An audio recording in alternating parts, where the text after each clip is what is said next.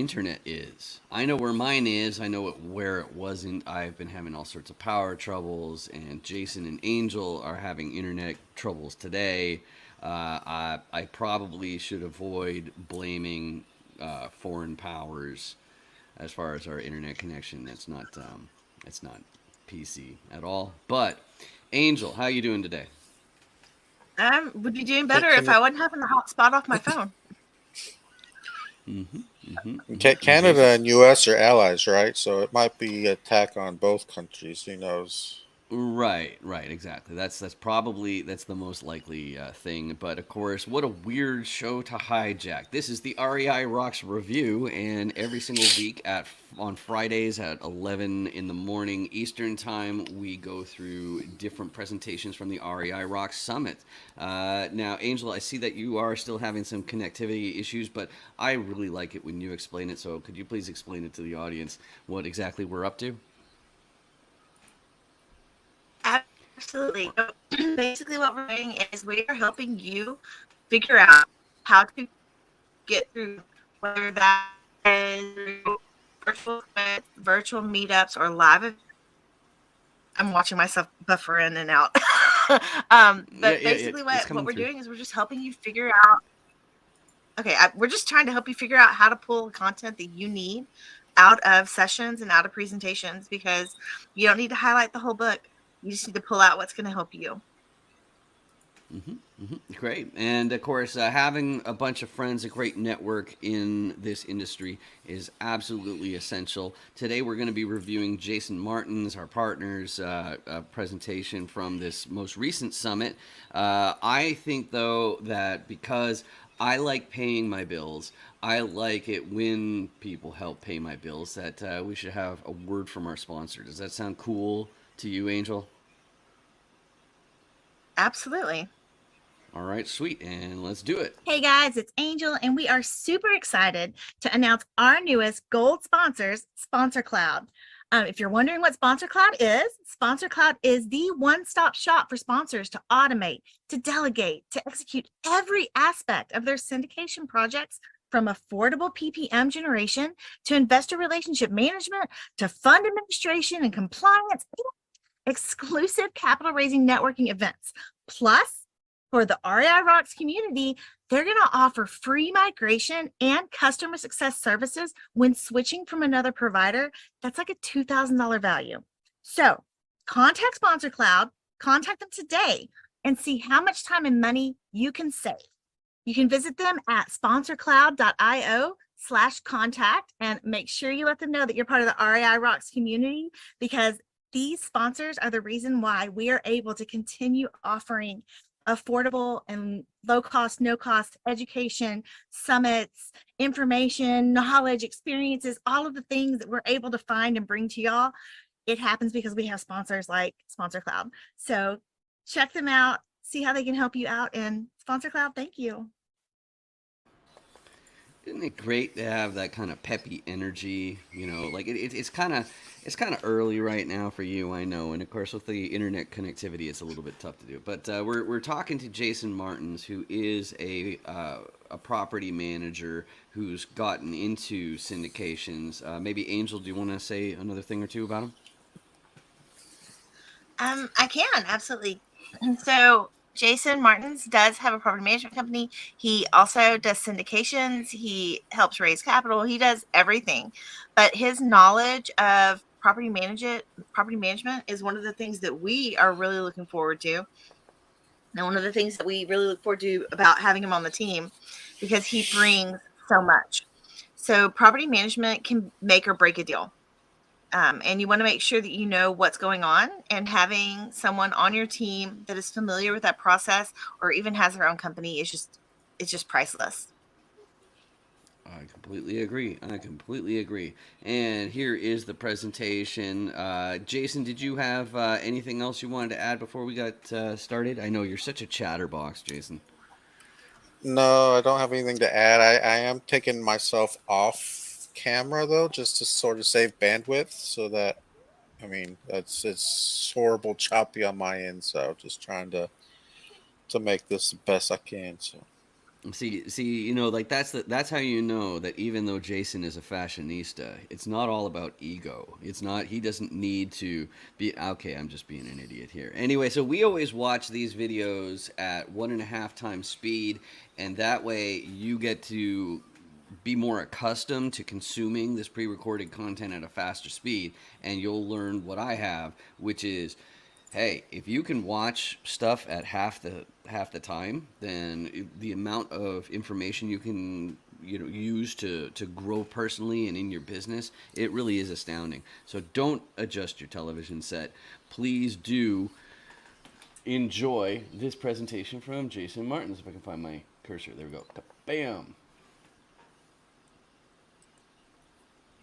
And I'll unmute it too. Spring edition of the Academy Presents Real Estate Investing Rock Summit. And I hope you've been enjoying all of the content here. We've got tons more. And, remember, there's that stealthy way to get that VIP upgrade by joining in and getting that subscription, and you get the free upgrade. So we'd love to see you on the live side. But again, there is plenty of content on this side as well. And it's all here. You can watch it at your leisure. You can watch it at whatever speed you want to watch it at. And it's all here for you to peruse at your leisure. So our next guest, we're going to be talking to Jason Martins, and he's going to step us through pretty much what he did to create a property management company. So for those of us that have been thinking, hey, I think being my property manager would be really cool too. Number one, spend at least a week on the property before you make that decision.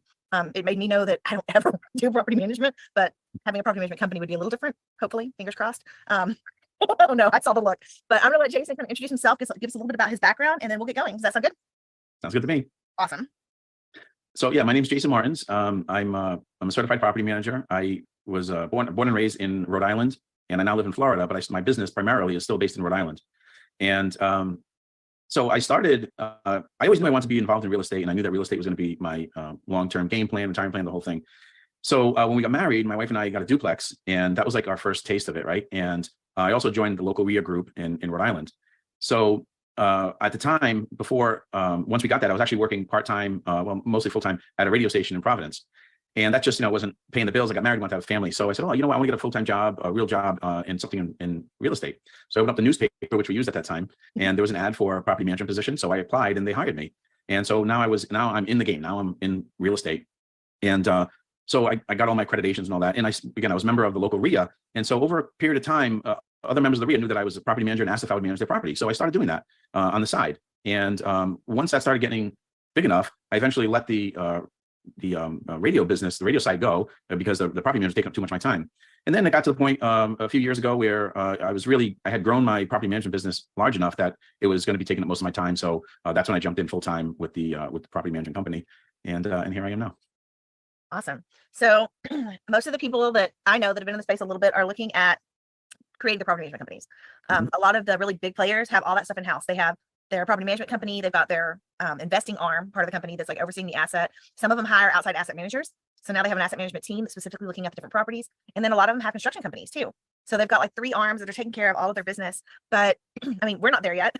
We've only got a couple of properties, but we have discussed potentially starting our own property management company. If someone was looking at that, what would be their first steps? Well, I think it's a great idea, and I recommend that to most people who are trying to really build up their multifamily portfolio, is to just do it in house. You can really save a lot of money, and you have a little bit more control over it. So the first steps. Now, remember, I was doing it third party management, right? So I was managing for other people. I manage my own property as well, but I'm also managing for other people. So if you're talking about someone who wants to start a management company to manage their own portfolio, well, believe me, it's a full-time job. And I've had people mention to me that they want to start a management company because they want passive income and whatnot. It's really not like that. It is a full-time job. It's a 24-hour day job. So you really need to be dedicated to it. But you just have to have someone on your team who has a background in property management. And I would also say is that I would get involved in the different property management organizations involved, so you can stay educated in it, because believe me, it's not something that you should take lightly. It's a serious thing. You're really the lifeblood, the backbone of your business if you're doing property management. So there are plenty of organizations out there that are related to property management. One I belong to is called IREM. It's the Institute of Real Estate Management. A little plug for them there. And I'm glad I did. There's so much education there, but that's a key part of it. You have to get familiar with different real professional upper level property management software programs. Familiarize yourself with those. Those are critical. And there's a lot of steps. You have to know, a lot of vendors in your markets, maybe some leasing agents in those markets. There's really it's multi-layered part of the business, bookkeepers, things like that. So it sounds simple, like I can manage it, but there's really a lot to it. Well, and I just think about this past summer, I call it the burning. I spent a solid week and a half, 2 weeks on property, there were moments where I thought I might die. Not actually, but it was really hard. Because you come face to face with a lot of things that you wouldn't think about. There was a resident who had moved out that had been a hoarder, and I was arranging for the clean out on that. And I just remember how, like, it hurt my heart because it was like staring that issue, that, because it's a condition, staring that condition in the face and seeing it in real life. And I was like, I will never say I live in a hoarder paradise, because I've always joked around. We've got a lot of stuff in our house. There's 6 of us in this house. We've got a lot of stuff, and I'll joke and say it's a hoarder's paradise. I will never again say that after having seen that unit, because it was like heartbreaking. I called Frank. I was like, oh my God. And I'm like losing it. And he's talking me off the ledge. He's like, how many years have you been in real estate? I'm like, we've been in real estate 20 years. He's like, and you've never seen that? I'm like, no.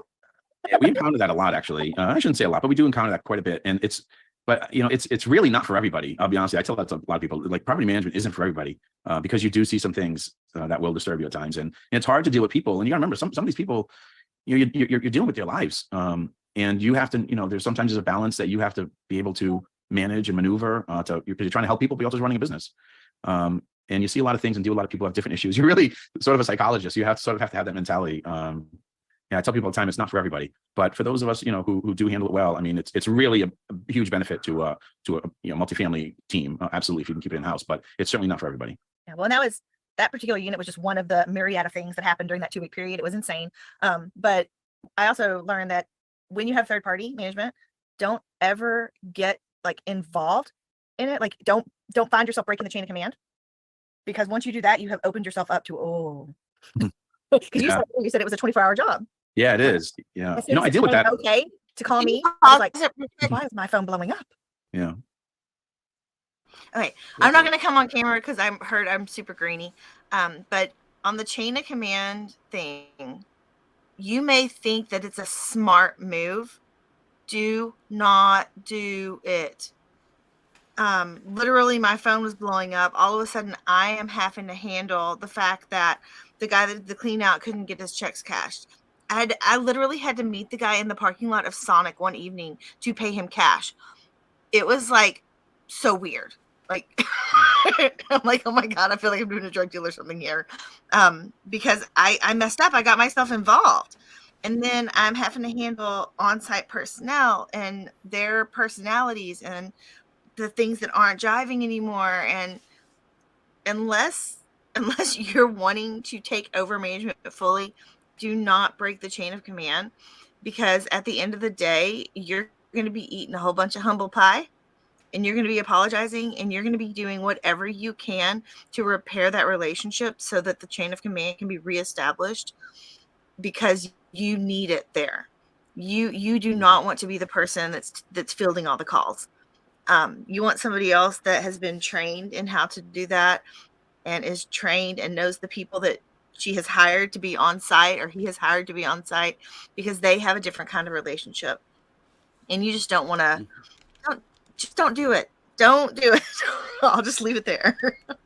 Yeah, I love that. And like, I've been in a lot of industries and a lot of different jobs and all that kind of stuff. And I think the one part about bosses in general that, like, they don't realizing they're doing it, because like part of being an entrepreneur is making things fit. It's just like, like finding a Band-Aid solution. It's like, well, nobody else is going to come to the rescue. It's got to be me. And so when you see something wrong, you want to say, hey, like maybe we should try this, or maybe we should do that. But the best metaphor I've heard for that is like when the boss, like we have regular meetings and we say, okay, this month these are our priorities. This is number one. This blah blah blah blah blah blah blah. We have all this plan. Everybody's been working on one thing.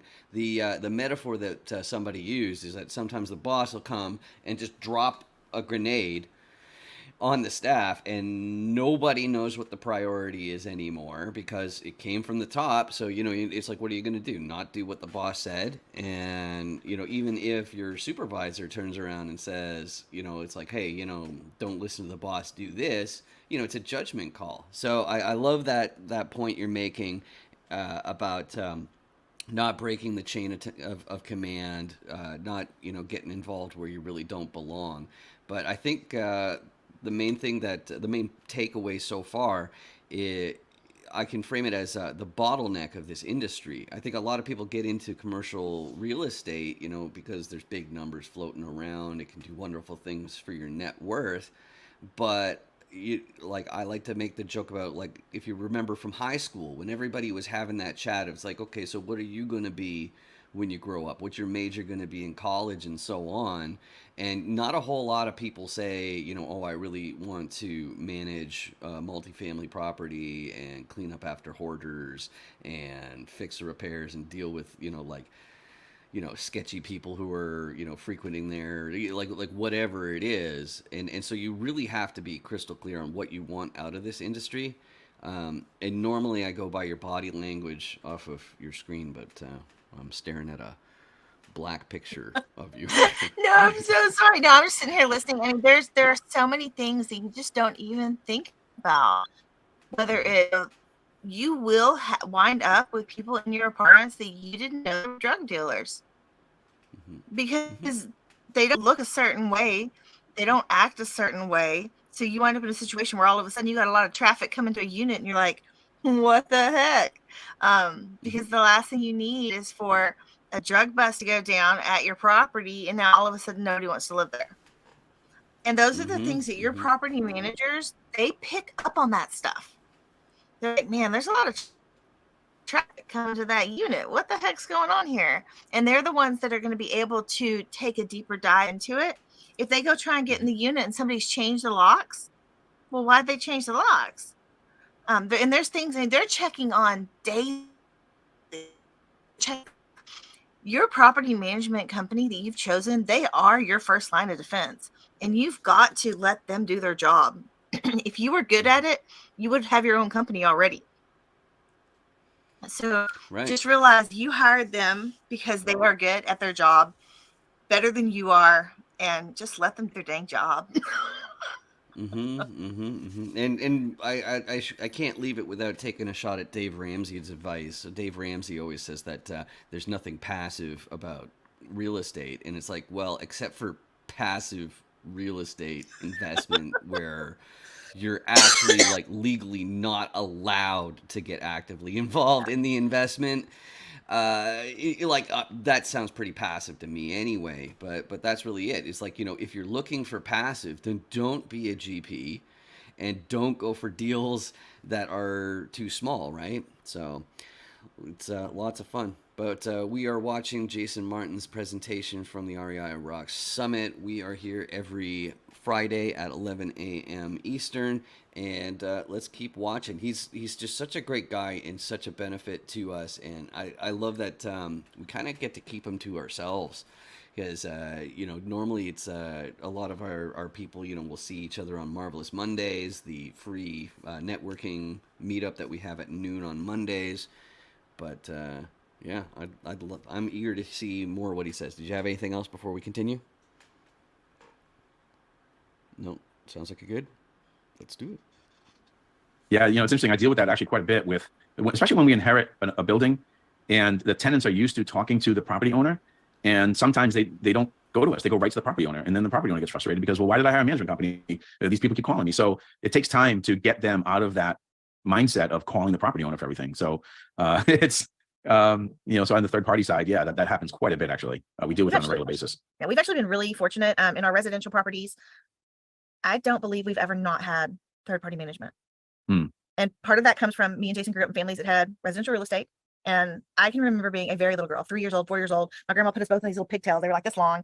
Grandma had short hair too. And I remember driving to the properties and my grandpa working in those properties.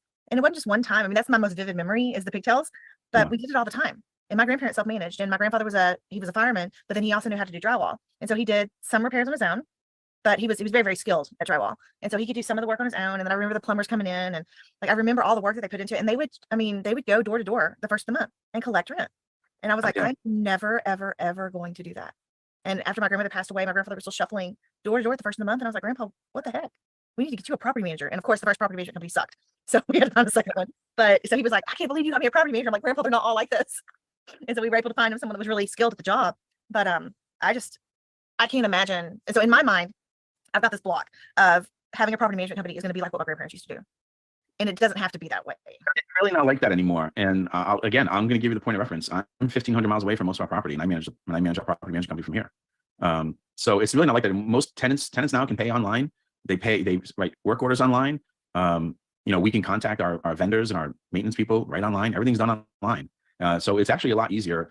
And, in a lot of ways, it's so much more improved the tenant experience as well, right? Because the tenant now knows if they jump onto their portal, they can communicate with us right away and get a response and get action taken. Whereas back in the old days, you have to call in if they didn't answer, what are you going to do and things like that. So it's really the technology, which is the key to it nowadays, has really improved everything, like with the communication with everybody, owners and the management team and us with the customer, with the tenants. So it's really different. And believe me, I used to go door to door too. We don't do that anymore. And even with people who pay cash, we're like, nope, we used to give them a print with a barcode on it. And we tell them, take this to CVS and give them the cash and they'll charge it right to your account. So it's so much better and so much easier, more efficient nowadays. Rents get collected more on time, everything. It's really so different than it used to be. That's why I used to tell people is you really can be doing this in-house. You really should consider it. So I even for people who still self-managing, like we have a program with our company that helps self-manage people. I'm going to take a second to pause this. I think we lost Angel. Jason, I don't know if you're still around, but I wanted to mention again to everybody in the audience about this content here from the summits. And the reason why we're reviewing this is because we have the VIP subscription that gives you access to all this stuff, and it's hundreds of hours worth of content. I'll throw this up on the screen so that you guys can see this. It's now well over 250 hours, and it even includes the most recent summit. Some of the comments I've been getting about this content is how it's better than going to a typical training course or something like that. Very frequently. Okay, cool. We got Angel back here. Angel, I was just talking about the VIP subscription where everybody can access this content and get these hundreds of hours of content to learn how commercial real estate really works, how you can make it part of your life. And of course, it's not the same for everybody. Some people will have different, spots in the industry where they're more patient than others, and so it's really key to get some people in your network who can tell you about all this kind of stuff. But I love that we don't have just pitch fest after pitch fest, like all of these different coaches trying to get your 5 figures for whatever it is that they're offering in getting people into deals. But I wanted to throw that up here real quick. I don't know if Jason or Angel, you have anything to add if you want to unmute. No, I'm here. I'm afraid to Angel's unmute. No, the subscription is amazing, and we have had a lot of people tell us that what they get for that $17 is more than what they've gotten for several $1,000 coaching programs. So I would just say, for $17 a month, you get over 400 hours of content. I don't know anybody else that has a value like that. So. Yeah, I completely agree. And it's honestly, we are going to have to raise the price on it eventually because, it's great for a value meal, but it's not, it's just too cheap. And so I think that if people want to be grandfathered in and keep that price, they better make that happen. And the academypresents.com/VIP is where you get that. So let's continue with Jason Martins. People still want to self-manage. It's just a more affordable way to operate your business, but still have a professional look and feel to it. So that's a program that we have in our company. But for people who are growing the multifamily business, it's so easy nowadays, and that's why I recommend it to everybody. Well, okay, so back up to the CVS thing. So yeah, somebody's trying to pay you cash. Because I used to think about grandparents. People would come in to pay them cash, and grandma and grandpa would hand write a receipt. Mm-hmm. And this was, I'm talking like even probably 10 years ago, they were still handwriting receipts. This was not too long ago. Yeah. And so you're saying that like you've got a barcode, that you scan them. They can go to CVS, Walgreens, wherever, and they'll scan that and it'll pay direct to their account. Pay direct to their account. They give CVS the cash, and right away their account gets credited for that rent. Yeah. Right? Wow. Yeah, it's pretty amazing. The technology nowadays is pretty amazing what we can do. Okay, so let's I just had to go back and catch that one for a second. So let's kind of go, I guess I'm kind of all over the place here, but so like in a lot of your contracts, or at least in a lot of our contracts, so residential property management is 10%. That's industry standard here, or actually in all the places where we have singles, that is the industry standard. And so we just don't mess with that too much. Now people talk about how in multifamily, it's so much less because the contracts and everything you sign say 3% to 4%. But after you look at payroll and then you get charged per door, or you get charged a flat fee for the software and you get charged for your personnel. So like once you've got all of those things in there, it's probably closer to like 8%.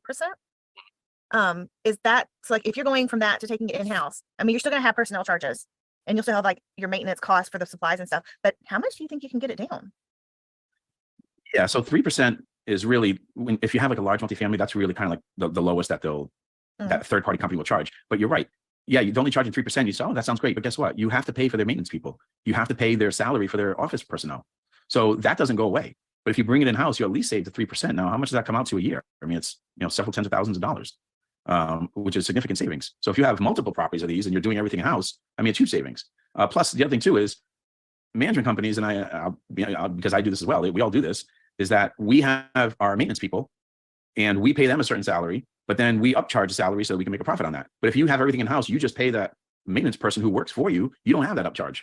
So there's some more savings there, huge chunk of savings. There's all these little things all the way down the line. That's why I recommend larger companies just bring it in house, have a good asset manager on your team, and that's their role. And Yeah, I see your camera just came on. I was going to mention population density is something that's really, really pivotal here. Like, if you're going to make this work, I think you do have to, before you buy a property, you have to be aware. It's like, how many people are around who can actually run this property for you? How big is the talent pool? Did you have something you were going to say? Or? Well, I was going to say too that it really depends on who the regional manager is. So like we've been very fortunate that our regional manager has been truly amazing at finding on-site personnel. Because one of the things I said was I realized very quickly that on-site is not my cup of tea. But there are people who it absolutely is their cup of tea. They love it. They are amazing with people. They are amazing with dealing with the drama that just comes up. And so when he's talking about like the density and the population density, like one of the things that we also discussed was how many properties do you need for it to make sense? And I think at one point it was, the question was, is 3 to 4 properties enough? And then someone else was saying it's really, once you have about 300 units, it starts making sense. So we're exploring a lot of those things. And then of course you want to have a regional that can pull it together, because unless you are particularly skilled at finding on-site personnel that can deal with just the fun that is on site, it's not a job you need to be doing. Right. And I guess really, like, one thing that might concern me, especially if I were an investor and I heard it's like, okay, well, this person doesn't really want to do on-site stuff. Like, it's like, well, like that's sort of a tough one to figure out, but you need to understand there's like 3 different parts in the puzzle of basically serving residents well. One of them is knowing when a problem presents itself, knowing what should be done. Second one is actually, like having the initiative to tell somebody, okay, this person needs to do it. And then the other one is actually doing it and walking up to the person. So, like, it's not like, like the responsibility is going to be left on the table if you're not going to be doing that stuff all the time. And it's a team sport. This is like, in my Chance Encounter podcast interviews, I have those 6 different roles, and it's because nobody's going to be doing all of them. And I think it's really, really important to realize that there are so many different parts to that. So good stuff. So I also should mention, we did mention our Sponsor Cloud already. Anybody who's in the audience who needs more eyeballs for syndicators, investors, people involved in commercial real estate, both in Texas and nationwide, you should be aware to reach out and we can get you some more eyeballs and have a great time here. I did also mention Marvelous Mondays earlier, but I didn't really give the link to register. I think it's really important for everybody to know that if you want to meet more syndicators, more deal makers, more deal finders, then there's no better place out there where you can actually talk to people for free and build that network a little bit more. So one of the two of you, do you want to say a few more things about Marvelous Mondays? I actually did. So there's some action going on right now. There's some things that have recently happened with properties. There's just some things that are happening. If you know, you know. And I would just say that when you are getting involved with a team and you're choosing who you're going to co-GP with, or you're choosing who you want to do business with, man, you got to know them. You really got to know them, and it's hard. It's hard to get to know the people that you need to know and know what their risk tolerances are, and really know what's going to happen when things go sideways, because they're going to go sideways. And I think one of the best ways to meet people is to go to meetups, whether they're virtual or face to face. And I really love Marvelous Mondays. Yes, I am biased because it is my meetup, but I love the transparency that people come with there.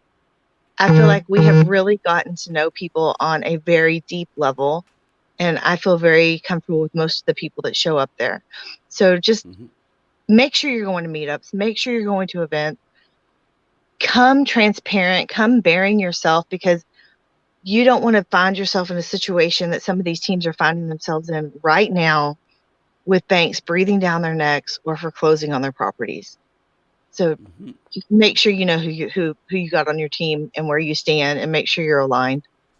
I absolutely love it. And if I were to put my finger on the one mistake that I've made in my career, it was definitely, like roughly like 7 years ago, where I stopped networking. I stopped networking to take care of my young kids, be like focus on family and focus on the job that I was given. And definitely that networking part was the biggest problem. But yeah, you were mentioning some things that's going down right now, and it makes me want to mention one other thing. Sorry for pitching, but the thing that's going through my head is, like, recently people have been saying, well, what can you do to protect yourself? People are, I had somebody say, it's like, if your taxes or your insurance, if it doubles, like just like crazy numbers, like if something like that happens, like I'm about to do my mysterious look in the camera. It's like, are you ready for that? And it was just kind of funny, because I was like, actually, yes, we have stress tests for exactly that thing, but that's because we have a Jason, we have a bow tie, and that's what we do. Is we like to offer that service. Jason is available for other people if they want to take a look at their deals, and I think that's really the cure. Like the troubles that you were talking about, where some people are going to be losing their properties, and there was an announcement that I believe it just came out this morning in Texas. I think they say, just saying Texas is, I think that's not specific enough to keep us out of trouble. But that's the thing I wanted to mention here. Is just, make sure you get your underwriting right. And then the other thing too is make sure like, how can you be certain that the team that you're joining, that they're not going to quit? They're not going to be a few months in and just be like, you know what, this just isn't for me. It's like, well, this contract here says it's absolutely for you, because you have a fiduciary responsibility. So I don't know. That's what's coming to my mind. And we got oh no, what happened in Texas? So yeah, so there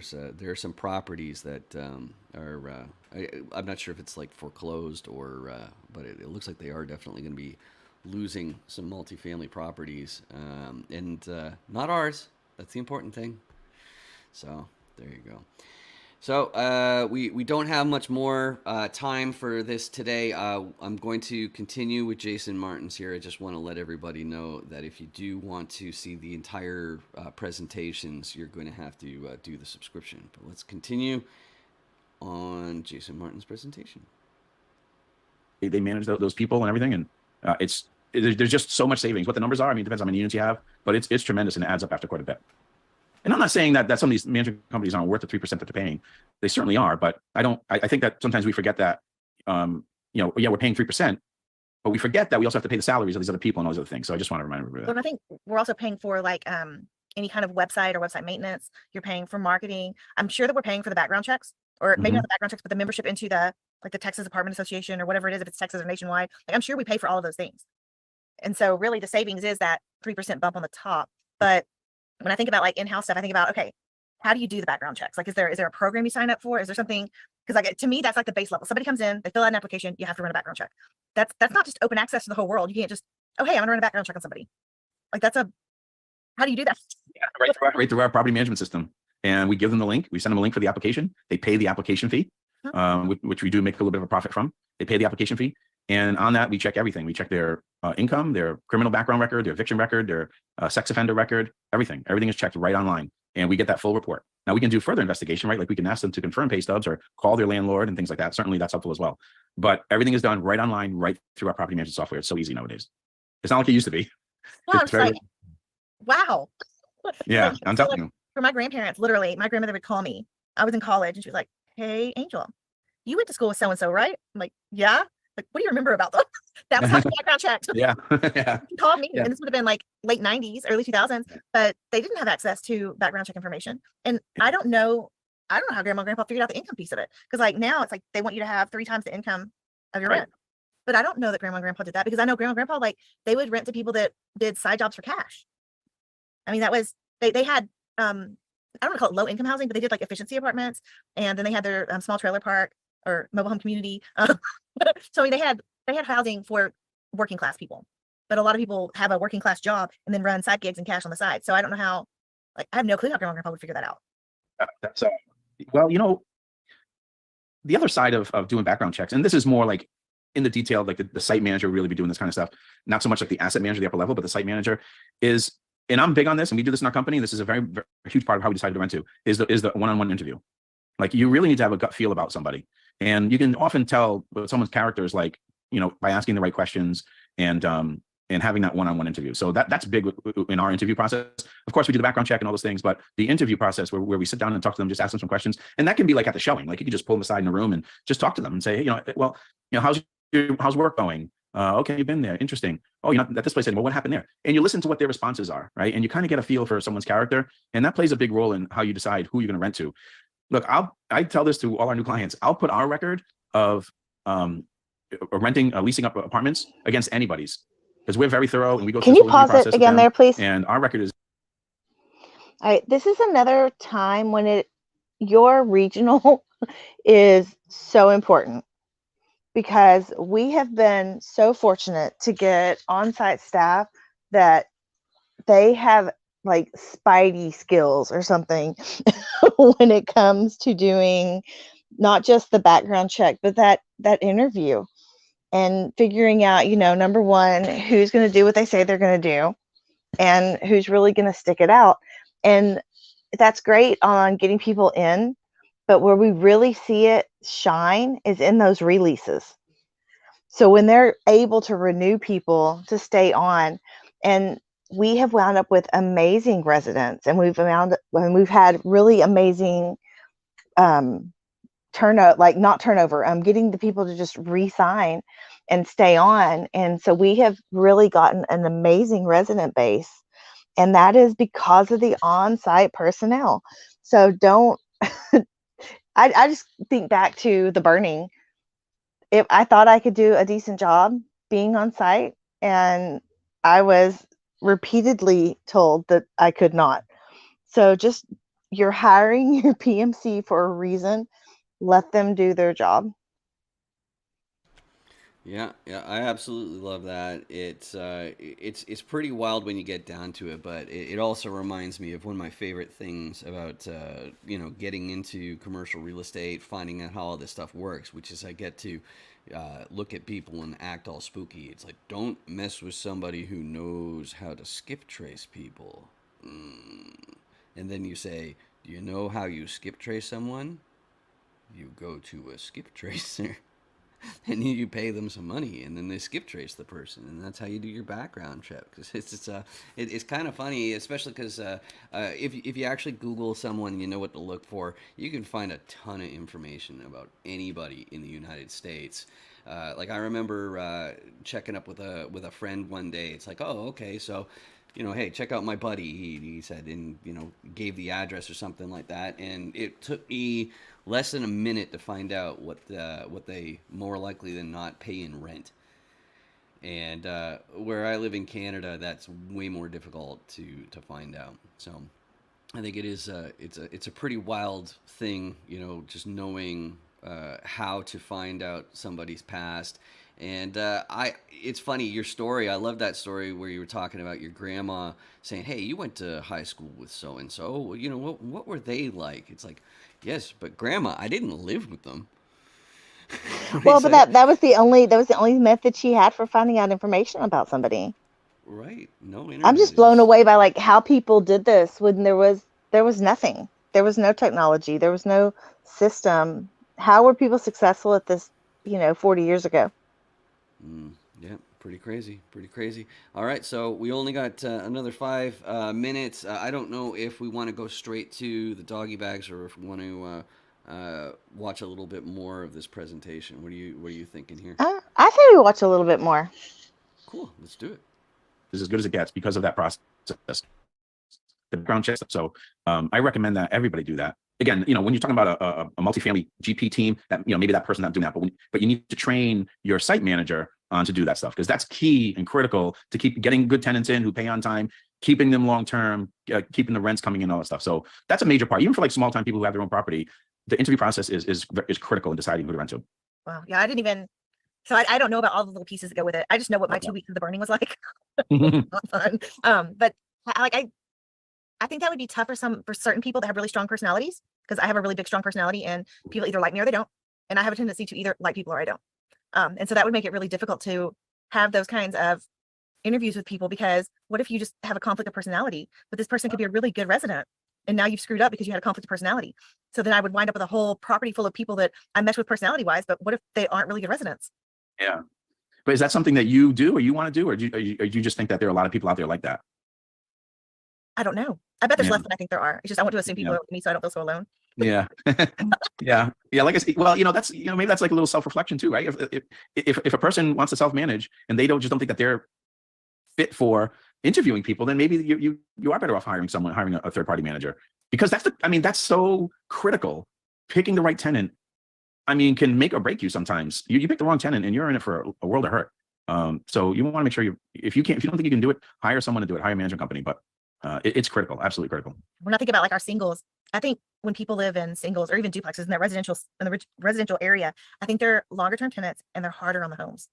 Hmm. So like we had a resident that was in one of our singles here in town for, I don't know, for several years, and moved out, and we went to go look at the carpet, and I was like, oh, because we still have carpet in them, right? And it was like, Yeah. oh boy. So I'm trying to find somebody that can dye the carpet to match the level of stain. Because pulling all the carpet, it's like a 17 or 1800 square foot house, but pulling all the carpeting that's in there and replacing it is going to be incredibly costly. And that's one of the not great things about residential, is you can't spread the cost out, not the same way. Now we have a property management company in Lubbock that will front the cost out and they'll let us pay off, which is super nice. I see your eyes. How long have they been in business? Well, we've had that house since 2003. Yeah. They've Okay. been managing it since 07. So Okay. at least 15 years, but I'm pretty sure they've been in business before that. Did I do the math wrong there? 7 to 20. Right. Well, that's 13, risky 14, business, 15. right? Yeah, that's risky business. I would do that for a customer that I've known for a long time or had a good relationship with. I would start the rehab or something like that. But for newer customers, or that's risky, because you do that rehab and then they don't pay you or they sell out from under you, in trouble. Well, I think if I remember correctly, we signed some kind of an agreement that said like it gives them first right of refusal if we sell, or I think they could probably put a lien on it if we don't pay. Yeah. Which we've gotten in a bind before. Like one time it was, is it a furnace? I think it's anyway, HVAC went out, had to be replaced, and that was like $5,000 or $6,000, which they covered, and we paid that off. Then we had a long-term resident move out, and they did like $9,000 worth of repairs, even though we said keep it at 5. That was a hard one, but we weren't about to sell to them because we were like, they put us in this position to make us sell to them. So we just scraped by. We figured it out. But I know that's not the norm, because our property manager here in Wichita Falls, I'm pretty sure they won't front out, because they keep we have to keep some money on the side so that they can make repairs. And they can make repairs up to a certain amount without contacting us at all. And then they have to contact us if it's over like $400 or $500, I think. But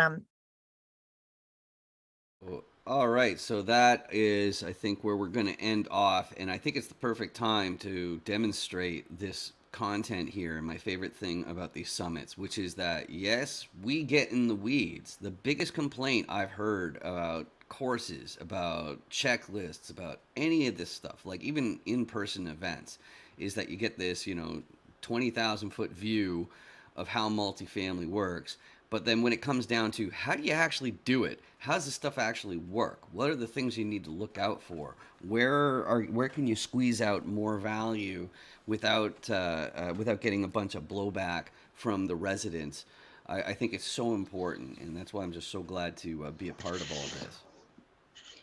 Yeah, I'm just going to reiterate what you said too. Is one of the real benefits of the way that we put the summits together is I'm really focusing on people that are in the space, active, doing deals, and it is a little bit selfish. I mean, I'm asking questions that apply to the problems we're dealing with right now.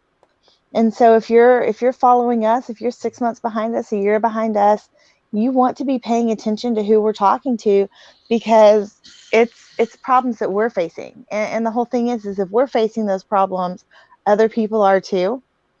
And so it becomes truly a learning experience, truly something that you're going to take actionable steps from, and truly something that is going to help you. And I think that is one of the things that we have heard the most, is that we're not offering some high level, 50,000 foot view. We are getting in the weeds. We are getting into the details, and we are doing our best to offer true and real help to people and the problems that they're going to be facing. Because again, if we're facing those problems, so are other people. Definitely, definitely. And even if you have no money to get started into this industry, if you just want to help us out, I think the easiest way is just to subscribe to the YouTube channel, and that's why I got my ridiculous doodad here on here. He's very glad that he subbed. And so if you're watching this on YouTube, pretty pleased with Sugar on Top, do make sure that you subscribe. But Marvelous Mondays is definitely the best place to get started, even if you have no free cash to make this happen. There are all sorts of roles, and some of them you can get away with being undercapitalized, and you just need to know which ones. But it really is a possibility. But this has been fantastic. I don't have anything else to add. I'm ready to give everybody the rest of their Friday back, unless you have some more doggy bags and takeaways. Either you guys want to say, these Well, internet I just, connectivity issues. thank you for being here. I'm sorry that our internet is being funkified, but just thanks for being here, because this is an awesome session, and I'm glad that we were able to share it with you in this live stream. Awesome. Jason, how about you? Yeah, I just want to say thank you again. Sorry y'all don't get to see my bow tie today, but I am wearing it. So He is wearing it, exactly. So I guess I I'll can just throw. vouch. I can vouch for him. I'll Right, turn my right. camera on, but it might be a little grainy. Oh, okay, there we go. Yeah, so there's the bow tie. That's the good stuff right there. It's what kind of fashionista doesn't even wear a bow tie? It's very important stuff. Anyway, thanks again for watching. We do this REI Rocks review every Friday at 11 a.m. Eastern. We'll be back again with more of this content. Make sure you reach out to us on LinkedIn. LinkedIn's the best way to really reach us.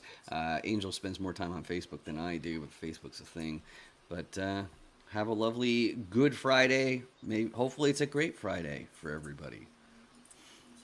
Have a happy Awesome. Easter too. Exactly. There you go. Yep. Bye, everybody. See ya. Bye.